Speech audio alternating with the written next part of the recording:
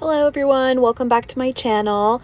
Today we are going to do a couple crafts, but the first one is going to be this mushroom.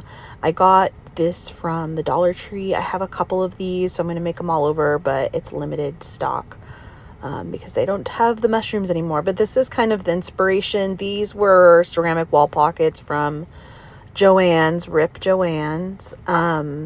So I have a few of those. So that's my inspiration. So I'm just gonna paint one side of this because I'm gonna do kind of a layering of acrylic paints. So we're gonna take painter's tape and go ahead and tape off all the edges.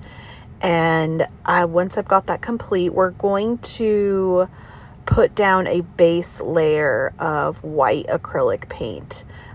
This is just also from the craft store. I think this was also from Joann's, but this brand I believe is also sold at Michael's. And I of course put too much paint on, and so then I had to like scrape it off with my brush and wipe it back into the bottle. Anyways, I did 2 coats of white paint, and once that was fully dried, I did use my heat gun between layers, and acrylic paint dries really fast on its own, but I'm that impatient. So I'm going to take a pencil and lightly mark because the edge of the mushroom top, if you will. So because I want to be able to show the undercarriage of the mushroom top. So that's kind of the idea we're going for here, because I want it to be kind of 3-dimensional looking and have contrast in color. So we're going to do classic red. I'm going to experiment with colors on my other mushroom wooden cutouts that I have from the Dollar Tree as well. And there was some lint or something on so I picked it off with some tweezers. So I also thought you would enjoy peeling paint out of my palettes as a fun little, whatever that was. That's my poor attempt at trying to be like, hey, look how satisfying this paint is to peel out. So as I ramble on, I'm mixing red, yellow, a touch of green, and then I added white, and then I added a little bit of black. And I'm trying to get a color I like for the base of the mushroom, and it's going to start on the darker end, and we're going to add layers of acrylic paint by dry brushing to create layers of texture and shadowing and depth on the base of the mushroom. So 2 layers of that. Actually, I think I did 3 layers, and I dried with my heat gun between each layer. So now I'm going to take that same base color, and we're going to continue to lighten each layer up so that we're getting more and more highlights with every single layer. So I'm going to add white to this, and that's going to give us a few shades lighter. And I'm going to go in and very lightly dry brush. So even though I dipped my brush into that paint, I brushed some of it off on a paper towel next to me, and then I dry brushed on the layers on there. So I ended up picking up a little bit of red somehow, but I went with it because we're layering so much. I knew that red was going to get covered up.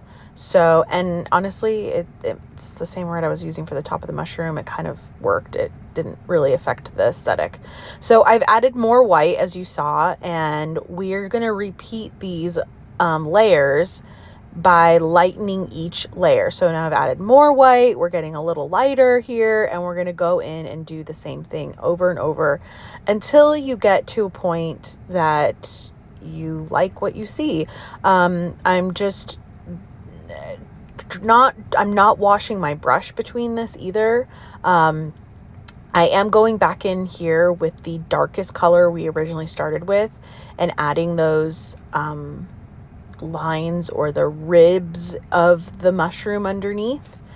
And then we'll go through and highlight those and add shadow and stuff like that. So I'm using a much smaller brush here for this. Like not a fine liner brush, but you can use a fine line brush.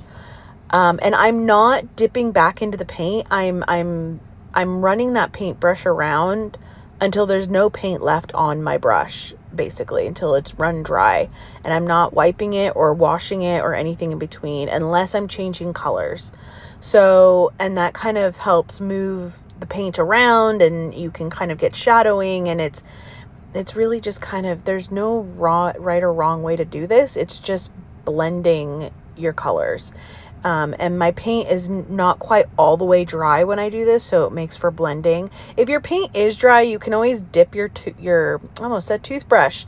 You could dip your brush into the water and then blend it together, because acrylic is water-based, and it will blend a little bit that way. So I took the lightest color here and I added even more white to it, because I didn't want stark white spots for the mushroom top. So it's like an off-white cream color. So I went through and I did the bigger dots, and then I'm coming through and meticulously giving smaller dots, as you can see. So I love how I love watching it this fast too. I'm going extremely slow. This is at like 10 times speed. So I'm going pretty slow. But this is how it looks. And I really like how it came out. I did kind of take a dry brushing with the lighter color and gave a little shadowing highlight to some of the spots. But now we're going to peel off the paint and expose that crisp edge, which worked perfectly. And I'm going to use my tried and true folk art antiquing wax. And since this is raw wood, it is going to soak this up very well, and it's going to soak it up a lot.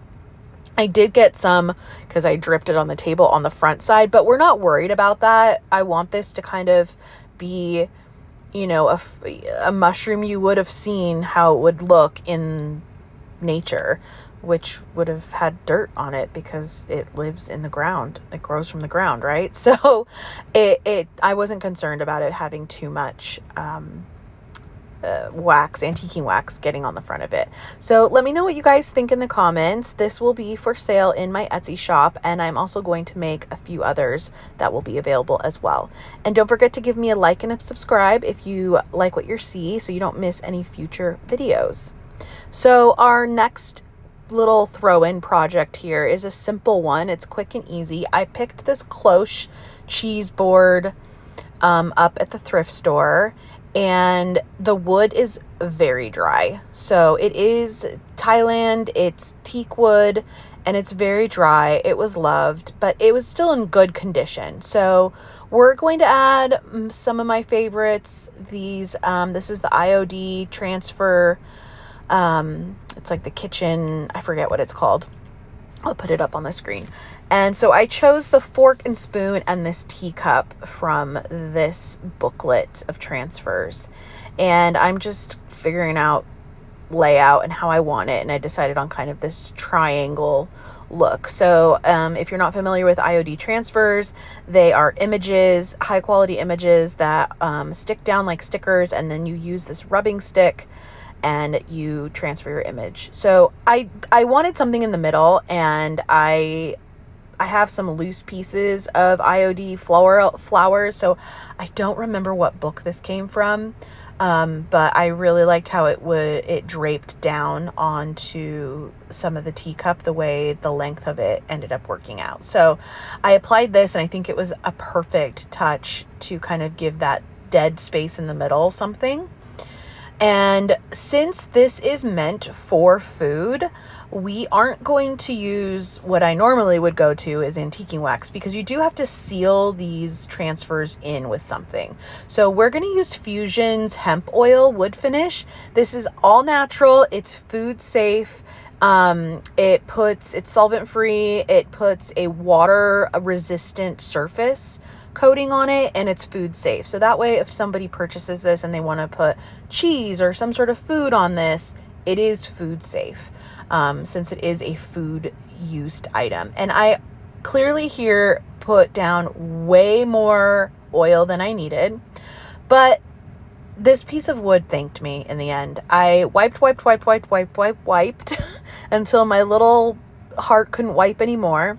And look at how hydrated this wood looks now. It is beautiful, and it's smooth and soft. That Fusion hemp oil, this was my first time using it, and I think it did a phenomenal job at rehydrating this wood. And that oil you can reapply. It's actually suggested that you reapply it. So let me know what you guys think of this. I think it's adorable, and it's also available in my Etsy store.